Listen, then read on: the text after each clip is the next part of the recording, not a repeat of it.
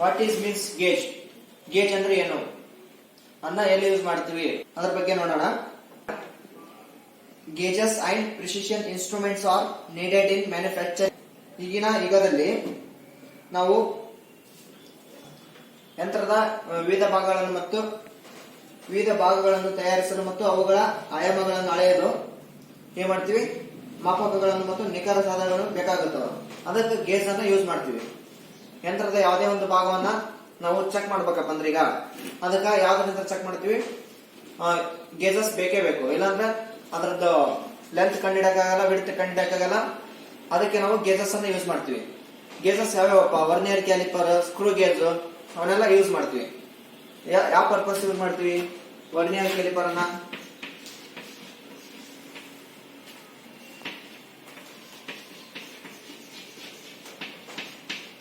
Vernier calliper ಇದು thickness ಕಂಡಿಡಕ ನಾವು ಯೂಸ್ ಮಾಡ್ತೀವಿ ವರ್ನಿಯರ್ ಕ್ಯಾಲಿಪರ್ ಅನ್ನ. ಅದು ಒಂದು ವರ್ನಿಯರ್ ರೈಟ್ ಗೇಜ್ ಅಂತ ಮಾಡ್ತೀವಿ. ಯಾಕೆ? ಮಾರ್ಕಿಂಗ್ ಪರ್ಪಸ್ ಯೂಸ್ ಮಾಡ್ತೀವಿ ವರ್ನಿಯರ್ ರೈಟ್ ಗೇಜ್ ಅನ್ನ. ನೆಕ್ಸ್ಟ್ ಮತ್ತೆ ಏನ್ ಮಾಡ್ತೀವಿ? ವರ್ನಿಯರ್ ಕ್ಯಾಲಿಪರ್ ಯಂತ್ರ inner diameter and outer diameter ಅನ್ನ ಕಂಡುಹಿಡಿತೀವಿ. ಡಿಜಿಟಲ್ ಕ್ಯಾಲಿಪರ್ ಇದೆ ಮತ್ತೆ ನಾನ್ ಡಿಜಿಟಲ್ ಕ್ಯಾಲಿಪರ್ ಇದೆ. ನೆಕ್ಸ್ಟ್ ಏನು? Gauge is on instrument that provide a fixed measurement of material, while precision instruments can measure any part of the machine with more accuracy. Gauge ಅಂದ್ರೆ ಏನಂದ್ರೆ ಅದೊಂದು gauge is on instrument. ಅದೊಂದು instrument. ಈಗ ಒಂದು ಯಾವುದೇ ಒಂದು ಯಂತ್ರ, ಒಂದು ಲೇತ್ ಮೆಷಿನ್ ರೆಡಿ ಇರ್ತಂತ ತಿಳ್ಕೊಳ್ಳಿ. ಅದರಲ್ಲಿ ನಮಗ ಬಾಡಿ ಪ್ಲೇಟ್ ಅದರ ಥಿಕ್ನೆಸ್ ಎಷ್ಟಿದೆ ಅಂತ ಚೆಕ್ ಮಾಡಕ್ಕೆ ಮತ್ತೆ ಅಕ್ಯುರೇಟ್ ಆಗಿ ಮೆಜರ್ ಮಾಡ್ತೀವಿ ಗೇಜ್ ಯಂತ್ರ. ಇಲ್ಲಾಂದ್ರೆ ಅವು ಅಕ್ಯುರೇಟ್ ಮೆಜರ್ಮೆಂಟ್ ಇಲ್ಲಾಂದ್ರೆ ಏನಾಗುತ್ತೆ? ಯಾವುದೇ ಒಂದು ಮೆಷಿನ್ ಅನ್ನ ರೆಡಿ ಮಾಡಕ್ ಆಗಲ್ಲ. ಅದಕ್ಕೆ ನಾವು ಗೇಜಸ್ ಬಹಳ ಇಂಪಾರ್ಟೆಂಟ್. ಆಫ್ ಮೆಟೀರಿಯಲ್ ಅದು ಸ್ಥಿರ ಅಳತೆಯನ್ನು ಮೆಜರ್ ಮಾಡಕ ಯೂಸ್ ಮಾಡ್ತೀವಿ. ಮೋರ್ ಅಕ್ಯುರಸಿ ಅದ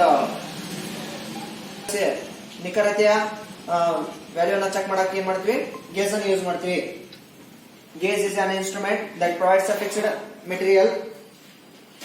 measurement of material, while precision instruments can measure any part of machine with more accuracy. What is gauge? Gauge ಅಂದ್ರೆ ಏನಂತ ಕೇಳ್ತಾನ. What is gauge? ಎಲ್ಲಿ ಯೂಸ್ ಮಾಡ್ತೀವಿ, ಎದಕ್ಕೆ ಯೂಸ್ ಮಾಡ್ತೀವಿ ಅಂತ ಕೇಳ್ತಾನ. Answer me.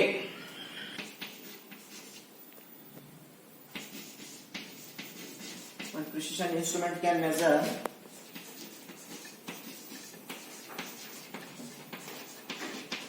any part of gauge definition. Gauge is an instrument that provides a fixed measurement of material, while precision instruments can measure any part of machine with more accuracy.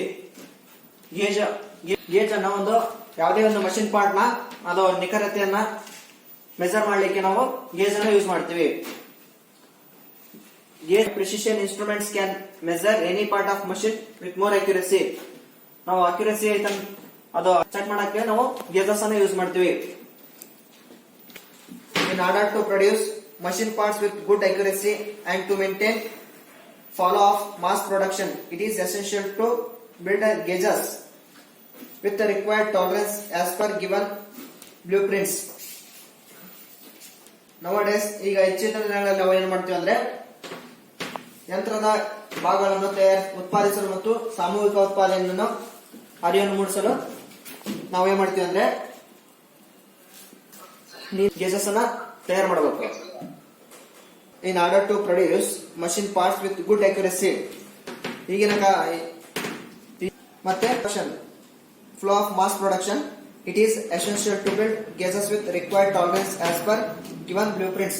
ನಾವು ನೀಲಿ ನಕ್ಷೆ ಅಲ್ಲಿ blueprint ಕೊಟ್ಟಿರ್ತಾರ gauges ಹೆಂಗ್ ಮಾಡ್ಬೇಕಂತ, ಹಾಗೆ ಬ್ಲೂಪ್ರಿಂಟ್ಸ್ ನೋಡಿ ನಾವು ಗೇಜಸ್ ನ ಮಾಡಬೇಕು.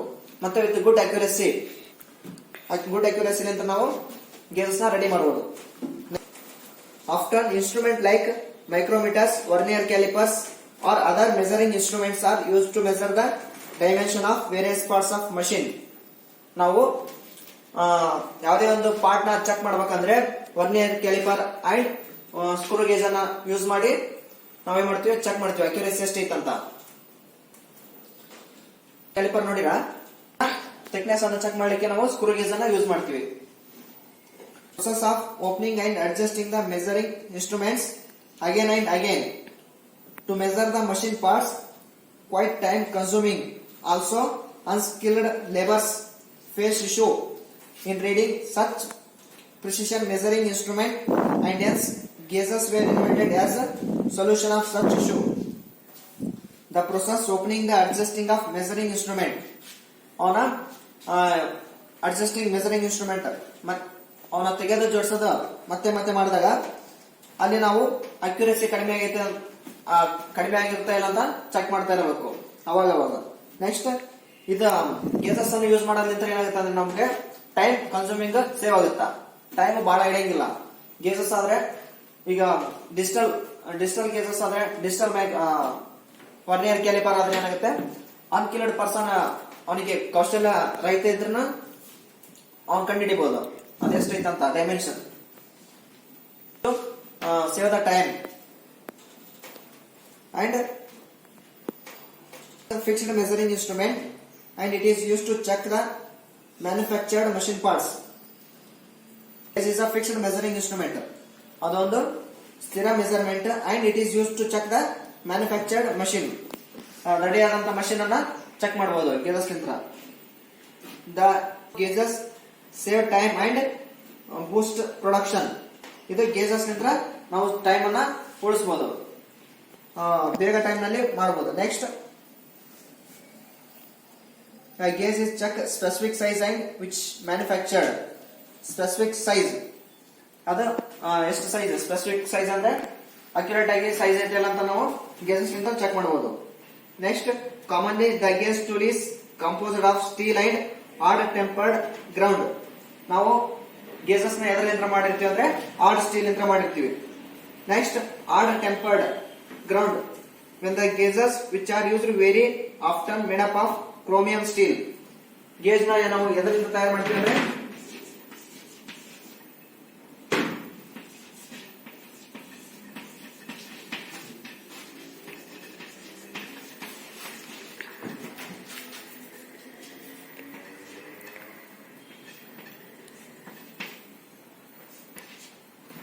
gauges are made of chromium steel.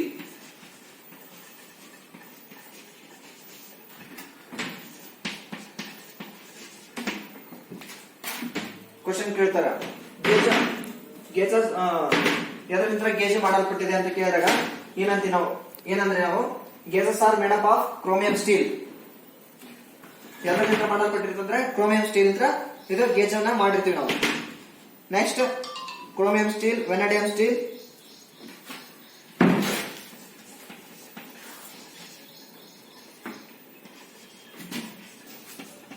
Vanadium steel to protect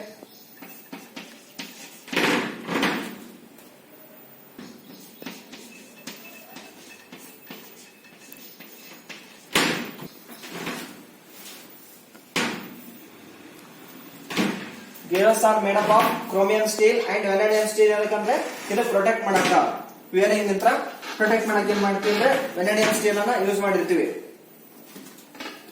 measuring the which steel is used for gauges.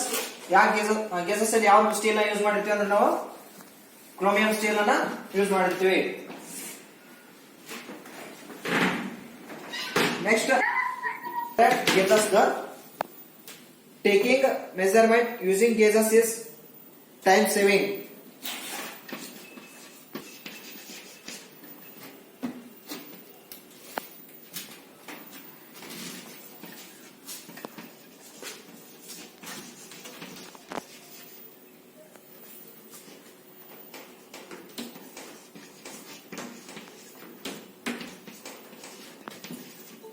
Gauges ನಿಂದ ಮೆಜರ್ ಮಾಡಿದ್ರೆ ನಮಗೇನಾಗುತ್ತ, ಟೈಮ್ ಕನ್ಸಂಪ್ಷನ್ ಬಹಳ ಕಡಿಮೆ ಇರುತ್ತೆ, ಟೈಮ್ ನ ಸೇವ್ ಮಾಡಬಹುದು ನಾವು. ಪ್ರಾಡಕ್ಟ್ ಮೇಡ್ ಆಫ್ಟರ್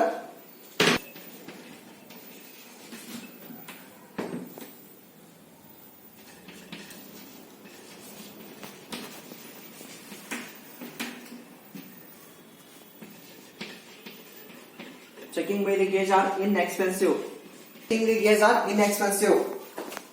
ನಾವು ಗೇಜ್ ನ ಪರಿಶೀಲಿಸಿದ ನಂತರ ಇದು ಮಾಡಿದ ಏನು ಉತ್ಪನ್ನಗಳು. ನಾವು ಆಫ್ಟರ್ ಗೇಜಸ್ ನ ಚೆಕ್ ಗೇಜಸ್ ನಿಂತ ಏನ್ ಮಾಡ್ತೀವಿ, ಇವನ್ನ ಚೆಕ್ ಮಾಡ್ತೀವಿ ಪ್ರಾಡಕ್ಟ್ ಅನ್ನ. Next third one, it reduces. ನಾವು ಕಾಸ್ಟ್ ಹೆಂಗ ಕಡಿಮೆ ಆದಂಗಲ್ಲಿ ಮ್ಯಾನುಫ್ಯಾಕ್ಚರ್ ಏನಾಗತ್ತೀವಿ, ಆ ಪ್ರಾಡಕ್ಟ್ ಬಹಳ ಬರಕ ಸ್ಟಾರ್ಟ್ ಆಗ್ತಾವ. Manufacturing process is increases. It reduces the cost of production. The unskilled laborers can measure using the gauges. ಯಾವಾಗ ಅವನಿಗೆ ಮಾಡಬಹುದು. Advantages of gauges. ನಾವು ಗೇಜಸ್ ನ ಅನುಕೂಲಗಳೇನಪ್ಪ ಅಂದ್ರೆ, ಪ್ರಯೋಜನಗಳು ಏನು, ಗೇಜಸ್ ನ ಪ್ರಯೋಜನಗಳು.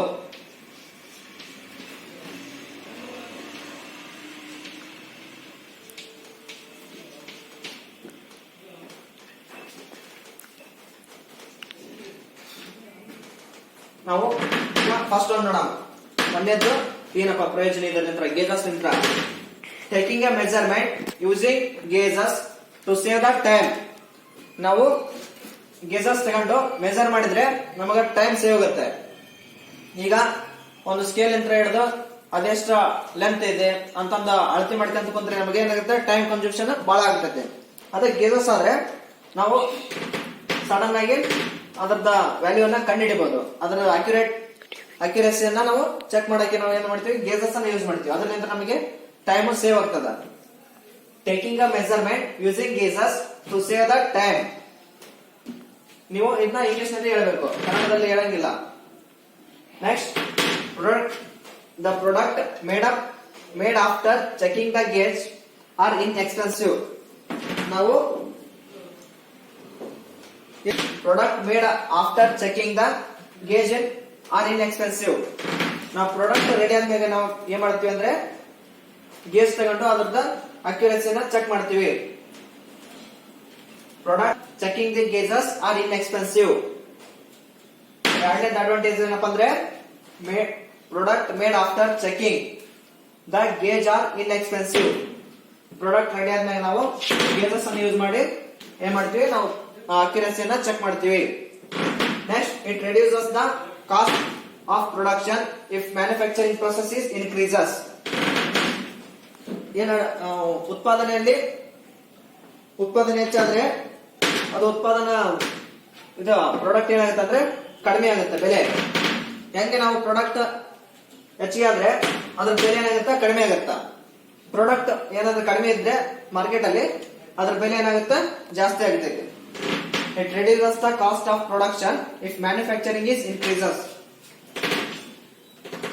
Third one ಏನು ಹೇಳ್ಬೇಕಂದ್ರೆ, it reduces the cost of production if manufacturing process is increases. Next, fourth one, even unskilled laborers can measure the using gauges. Unskilled person ಅನ್ನು ಏನ್ ಮಾಡಬಹುದು, ಗೇಜಸ್ ನಿಂತ ಅಕ್ಯುರೇಸಿ ಅನ್ನು ಕಂಡುಹಿಡಿಯಬಹುದು.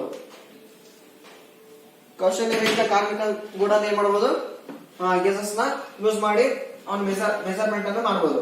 Next, there is a very less requirement for the quantity check inspector.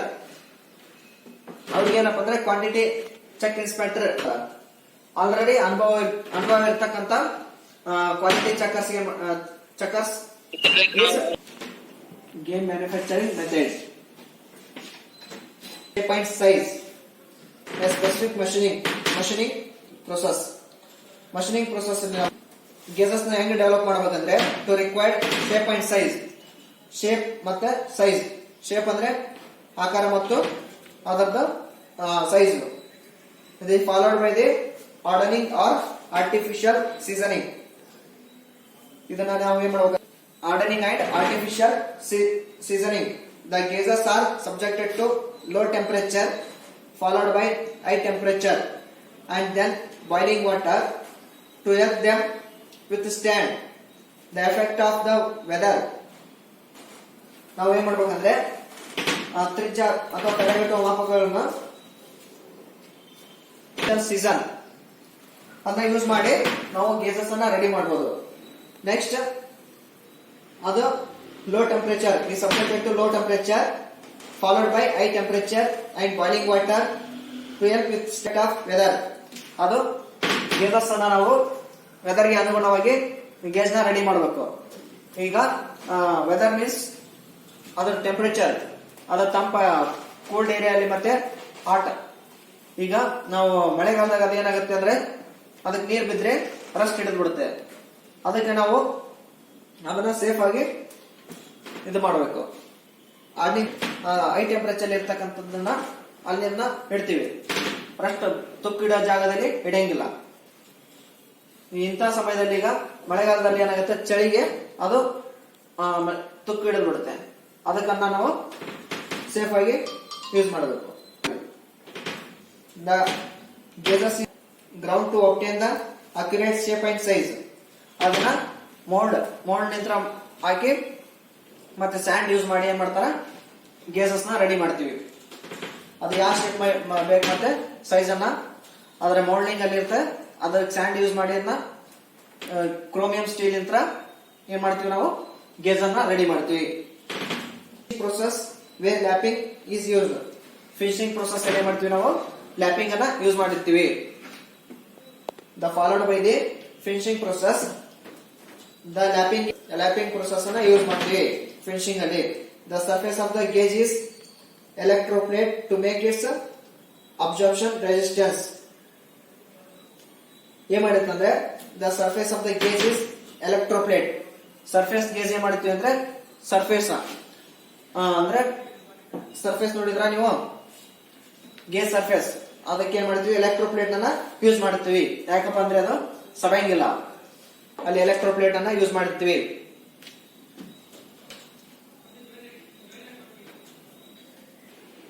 Next topic, ಇದರಲ್ಲಿ ಎಷ್ಟು types of gauges ಅದ ಅಂತ ನೋಡೋಣ.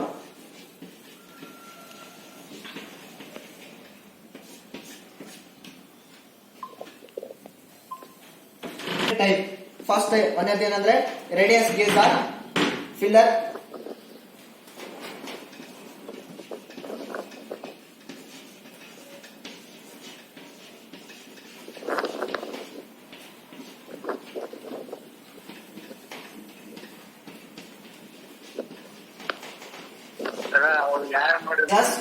Radius gauge or fillet gauge. Radius gauge ಅಥವಾ ಫಿಲೆಟ್ ಗೇಜ್ ಅಂತ ಹೇಳ್ತೀವಿ ಇದಕ್ಕೆ.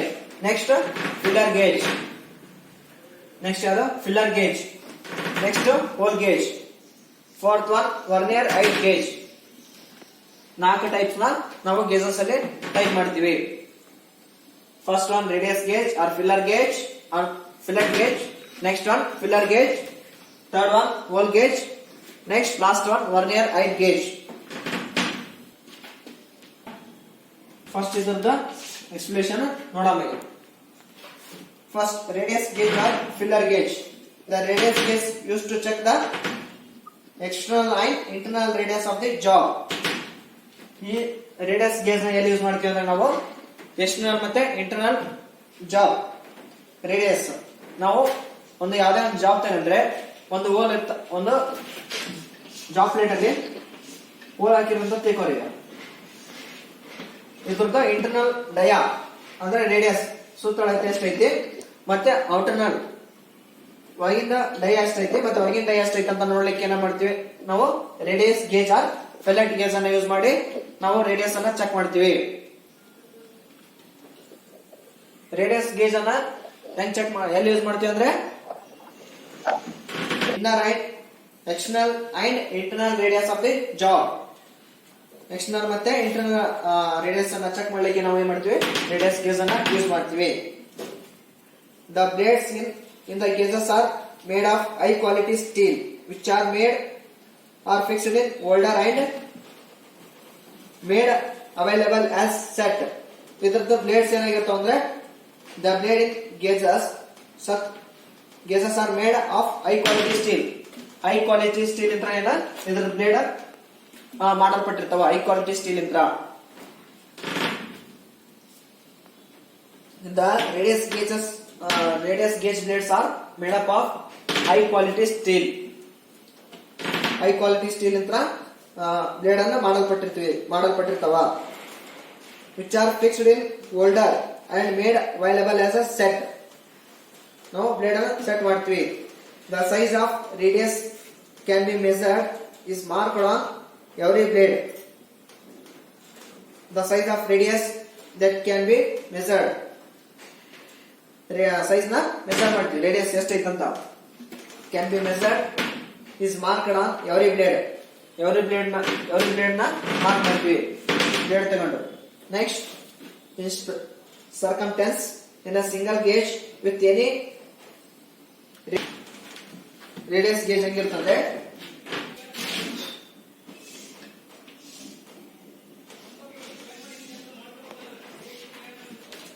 blade.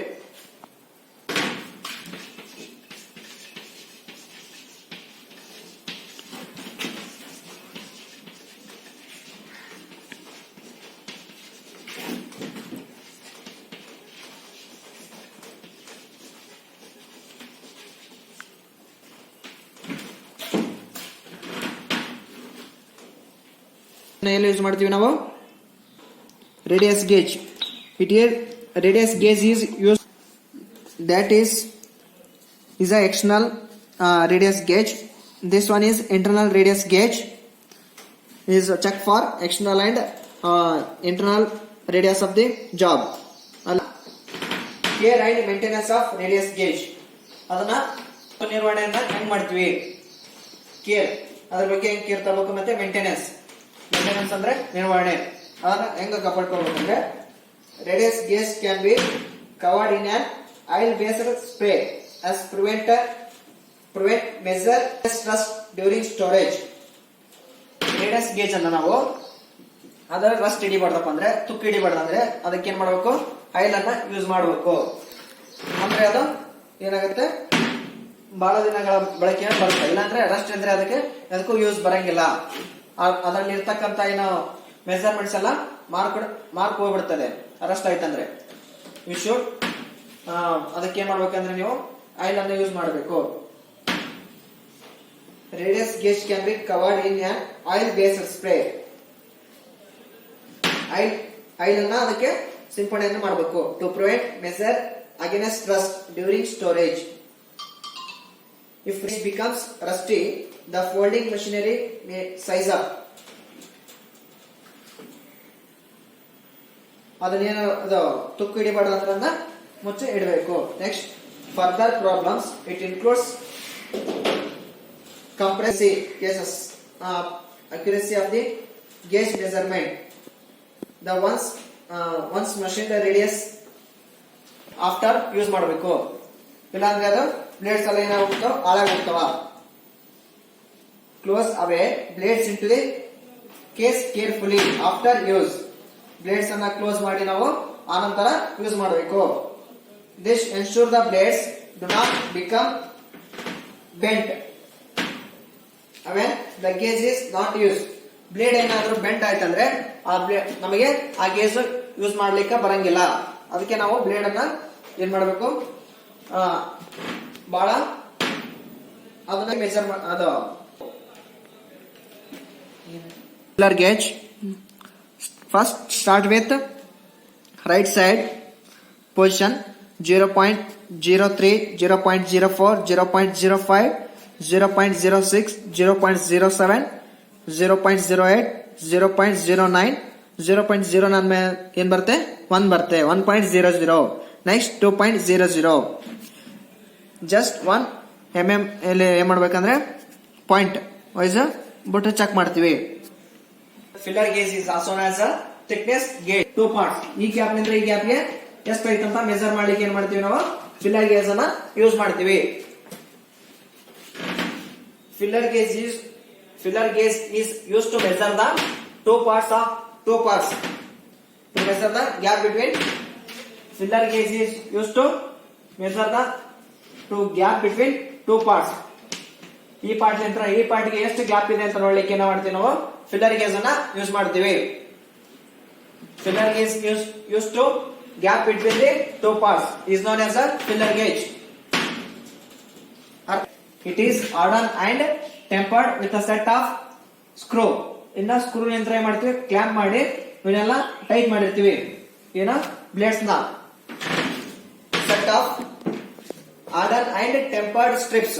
ಇವೇನು ಸ್ಟ್ರಿಪ್ಸ್ ಅಂತೀವಿ ಇವಕ್ಕೆಲ್ಲ. This is called strips. ಇವೆಲ್ಲ ಸ್ಟ್ರಿಪ್ಸ್. ಇವನ್ ಏನ್ ಮಾಡಿರ್ತೀವಿ, ಕ್ಲಾಂಪ್ ಮಾಡಿ ಸ್ಕ್ರೋಲ್ ಯಂತ್ರ ಹೋಲ್ಡ್ ಮಾಡಿರ್ತೀವಿ, ಕ್ಲಾಂಪ್ ಮಾಡಿ. Next filler gauge is 12 mm. Thickness of filler gauge is 12 mm. ಇದರದ ಥಿಕ್ನೆಸ್ ಎಷ್ಟಪ್ಪ ಅಂದ್ರೆ, ಒಂದು thickness of filler gauge is 12 mm. ಎಷ್ಟಪ್ಪ ಅಂದ್ರೆ ಫಿಲ್ಲರ್ ಗೇಜ್ 12 mm ಇರುತ್ತೆ. 12 mm to 75 mm. ಇದ್ರದ್ದು ಥಿಕ್ನೆಸ್ ಅಂತ ಎಷ್ಟು 12 mm. ಲೆಂತ್ ಎಷ್ಟು ಇರ್ತಂದ್ರೆ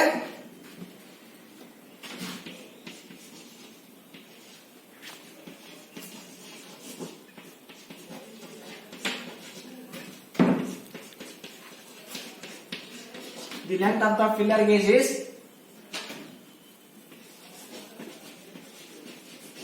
ಎಷ್ಟು 12 mm to 75 mm. 12 mm to 75 mm ಇದರದ ಲೆಂತ್ ಇರುತ್ತೆ. Next marked on the strip itself the thickness of the each strip. ಪ್ರತಿಯೊಂದು ಸ್ಟ್ರಿಪ್ ಏನ್ ಮಾಡುತ್ತಂದ್ರೆ the thickness of the each strip is marked on the strip itself. ತಾನು ಇದೇನು ಮಾಡುತ್ತೆ, ತಾನಾಗೆ mark ಮಾಡ್ಕೊಳ್ಳುತ್ತೆ. ಪ್ರತಿ ಸ್ಟ್ರಿಪ್ ಒಂದು ಇದು ದಿಸ್ ಇಸ್ ಕಾಲ್ಡ್ ಸ್ಟ್ರಿಪ್ಸ್. ಪ್ರತಿ ಸ್ಟ್ರಿಪ್ ತಾನಾಗೆ itself is marked ಅಂದ್ರೆ ತಾನಾಗೆ ಮಾರ್ಕ್ ಮಾಡ್ಕೊಳ್ಳುತ್ತೆ. Next 4 set of filler gauge are formed according to the thickness of strip. 4 set of thickness, 4 sets of filler gauge are formed. 4 gauge ಅನ್ನ formed according to the thickness of strips. ಅದರ thickness ನಂತರ 4 gauges ಅನ್ನ ಏನ್ ಮಾಡ್ತೀವಿ, ಮಾಡಿರ್ತೀವಿ. Applications of filler gauge. Any doubts in filler?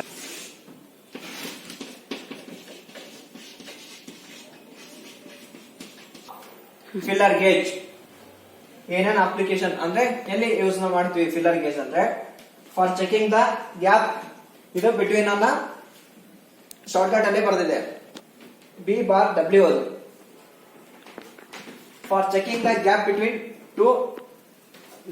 The adjoining parts, two adjoining parts. ಅದೇ ಎರಡು gap ನಡುವೆ ಅದ್ರ ನಡುವೆ ಇರ್ತಕ್ಕಂಥ ಹೀಗೆ 2 ಸ್ಟ್ರಿಪ್ ಅದ ಅಂತ ತಿಳ್ಕೊರಿ.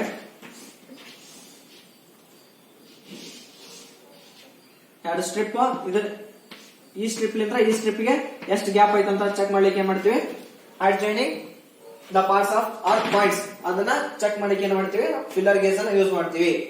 For inspection of tappet clearance of the engine ನ ಕ್ಲಿಯರೆನ್ಸ್ ನೋಡ್ಲಿಕ್ಕೆ ನಾವು ಏನ್ ಮಾಡ್ತೀವಿ, ಅಲ್ಲಿನ ಫಿಲ್ಲರ್ ಗೇಜ್ ಅನ್ನ ಯೂಸ್ ಮಾಡ್ತೀವಿ. ಎಂಜಿನ್ ಕ್ಲಿಯರೆನ್ಸ್ ಎಷ್ಟು ಕ್ಲಿಯರೆನ್ಸ್ ಐತಿ ಅಂತ. For checking the gap in spark plug ನೋಡಿರಾ, ಎಲ್ಲರೂ ಗಾಡಿಯಲ್ಲಿ ಇರ್ತಲ್ಲ, ಸ್ಪಾರ್ಕ್ ಚೆಕ್ ಮಾಡ್ಲಿಕ್ಕೆ ಅದ್ರ ಕ್ಲಿಯರೆನ್ಸ್ ಎಷ್ಟೈತಿ, ಔಟರ್ ಅದ್ರದ್ದು ಲೆಂತ್ ಮತ್ತೆ ಅದ್ರದ ಥ್ರೆಡ್ಸ್ ಇರ್ತಾವ, ಎಷ್ಟು ಗ್ಯಾಪ್ ಐತಂತ ನೋಡಕ್ಕೆ ಮಾಡ್ತೀವಿ ನಾವು ಫಿಲ್ಲರ್ ಗೇಜ್ ಅನ್ನ ಯೂಸ್ ಮಾಡ್ತೀವಿ. For checking the gap in spark plug ಅನ್ನ ಚೆಕ್ ಮಾಡ್ಲಿಕ್ಕೆ ನಾವು ಫಿಲ್ಲರ್ ಗೇಜ್ ಅನ್ನ ಯೂಸ್ ಮಾಡ್ತೀವಿ. For checking bearing clearance and other types of clearance. ಈಗ ನಾವು ಒಂದು ಬೇರಿಂಗ್ ಇರುತ್ತಾ, ಆ ಬೇರಿಂಗ್ ಕ್ಲಿಯರೆನ್ಸ್ ಎಷ್ಟೈತೆ ಅಂತ ನಾವು ಚೆಕ್ ಮಾಡ್ಲಿಕ್ಕೆ ಅದನ್ನ ಫಿಲ್ಲರ್ ಗೇಜ್ ಅನ್ನ ಯೂಸ್ ಮಾಡ್ತೀವಿ. ಅಲ್ಲಿ ಬೇರಿಂಗ್ಸ್ ಅಲ್ಲಿ ಒಂದು ಇನ್ನರ್ ಅಂಡ್ ಔಟರ್ ಇರುತ್ತೆ, ಆ ಗ್ಯಾಪ್ ಎಷ್ಟಿರುತ್ತೆ ಅಷ್ಟು ಕ್ಲಿಯರೆನ್ಸ್ ಎಷ್ಟಿರುತ್ತೆ ಅನ್ನೋದಕ್ಕೆ ನಾವೇನ್ ಮಾಡ್ತೀವಿ, ಅದನ್ನ ಫಿಲ್ಲರ್ ಗೇಜ್ ತಗೊಂಡು ಇದು ಅಕ್ಯುರೆಸಿ ಆಗೈತೆ ಇಲ್ಲ ಅಂತ ನೋಡ್ತೀವಿ. 5th ಒನ್ ಪಿಕ್ಚರ್ ಅಲ್ಲದ ಅಂಡ್ ಮಷಿನ್ ಕಟರ್ ಟೂಲ್. ನಾವು next it is also use fixtures and machine cutter tool ಅಲ್ಲಿ ನಾವು ಫಿಲ್ಲರ್ ಗೇಜ್ ಅನ್ನ ಯೂಸ್ ಮಾಡ್ತೀವಿ. ಹೇಳಿ, ಯಾರಾದ್ರೂ ಹೇಳಿ.